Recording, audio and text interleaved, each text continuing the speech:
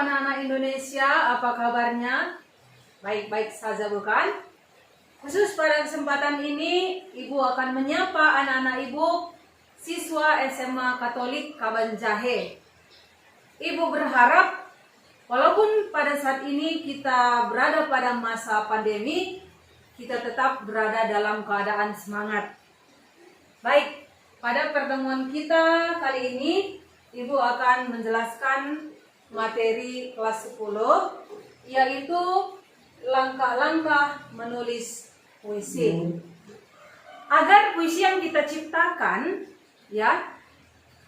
memiliki puisi yang baik dan benar, maka kita harus mengetahui langkah-langkah penulisannya. Adapun langkah-langkah yang harus kita tempuh ketika kita akan menulis sebuah puisi adalah yang pertama, menentukan ide, Ide merupakan landasan dasar ketika kita menulis puisi. Ide dapat kita peroleh dari berbagai sumber.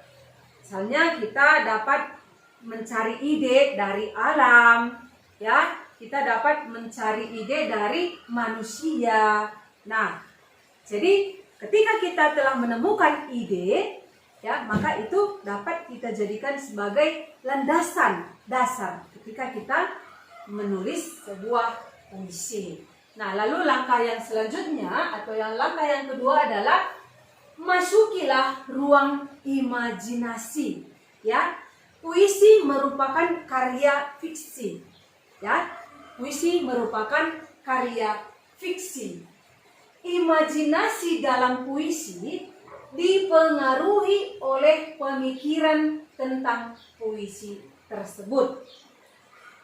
Imajinasi dalam puisi identik dengan imaji pendengaran, imaji penciuman, imaji pikiran, gerak, pengecapan, penglihatan, dan juga perabaan. Nah, sebagai contoh kita lihat, ia dengar kepak sayap kelelawar dan gugur sisa hujan dan daun. Nah, pada penggalan puisi ini kita dapat menemukan imaji auditif, imaji auditif atau imaji pendengaran pada kata sayap kelelawar dan gugur sisa hujan. Nah, jadi seolah-olah kita dapat mendengar bagaimana suara hujan itu turun. Kemudian langkah yang ketiga adalah penentuan tema. Tema merupakan permasalahan yang akan kita angkat dalam puisi yang kita buat. Misalnya kita tadi sudah mengambil ide puisi kita tentang alam. Nah, jadi dari alam itu apa yang mau kita kembangkan? Misalnya, kita melihat ada bencana alam, Kita dapat menjadikan bencana alam itu menjadi tema dalam puisi kita, Kemudian langkah selanjutnya adalah menentukan judul yang menarik, menentukan judul yang menarik. Judul dalam puisi itu ibaratkan wajah, Bagaimana wajah dalam tubuh manusia itu akan selalu menjadi objek yang pertama sekali dilihat, Karena wajah merupakan objek yang pertama sekali dilihat, maka kita akan selalu merias wajah kita agar dapat terlihat semenarik mungkin.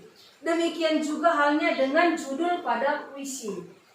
Judul dalam puisi itu harus menarik agar orang tertarik ketika akan membaca puisi yang kita tulis. Nah, seperti itu. Kemudian langkah selanjutnya adalah pilihan kata yang tepat. ya pilihan kata yang tepat.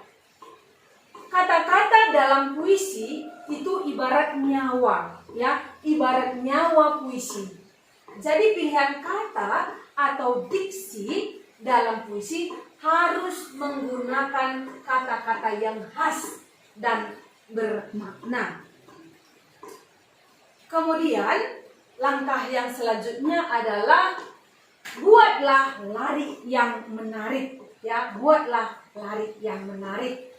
Lari yang menarik biasanya menggunakan permainan bunyi atau pengulangan bunyi atau rima. Ya. Puisi itu berbeda dengan prosa. Puisi itu berbentuk bait, ya, berbentuk bait. Sedangkan prosa itu berbentuk paragraf. Nah, jadi bait-bait dalam puisi itu dapat kita susun dari kata-kata yang memiliki lari yang indah, ya, memiliki lari yang indah atau disebut dengan rima.